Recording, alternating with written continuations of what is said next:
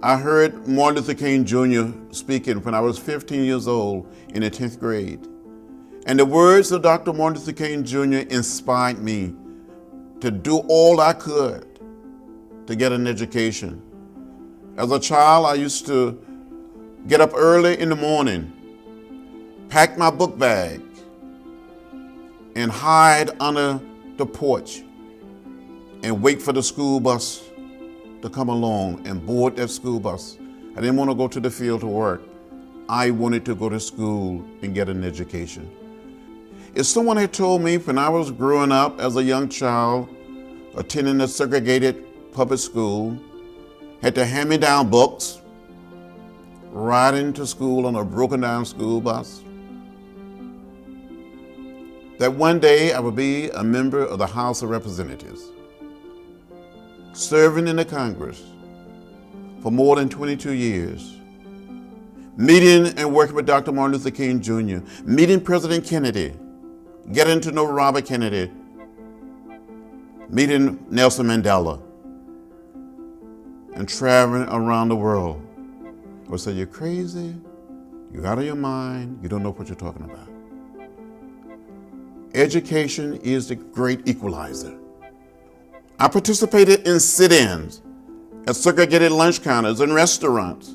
We'd be sitting there in a non-violent, peaceful fashion, waiting to be served, looking straight ahead, and someone would come up and spit on us, or put a lighted cigarette out in our hair, or down our backs, pull us off the lunch counter stools, start beating us.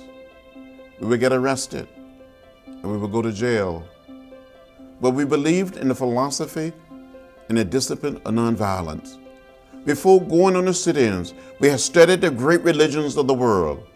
We had studied Thoreau and civil disobedience. We had studied what Gandhi attempted to do in South Africa, what he accomplished in India. We studied what Dr. Martin Luther King Jr. was all about in Montgomery.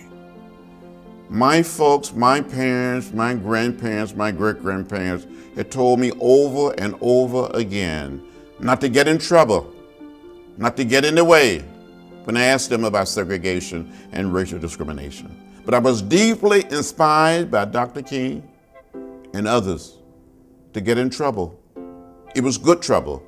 It was necessary trouble to make our country a better place, to end segregation and racial discrimination in places of public accommodation, to bring down those signs. I got arrested a few times.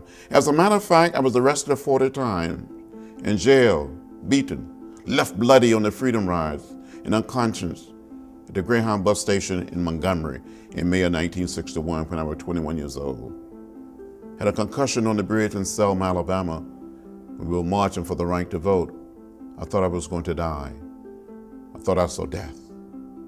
But it all taught me the power of education, because education is powerful. That's what the Supreme Court decision was all about in 1954, when the Supreme Court of the United States of America ended legal segregation in public education. And today we must do what we can to see that all of our children, it doesn't matter whether they're black or white, or Latino, or Asian American, or Native American, get the best possible education. Education is a right. It is a civil right. So stand up for it, fight for it, speak up for it, speak out for education as a civil right.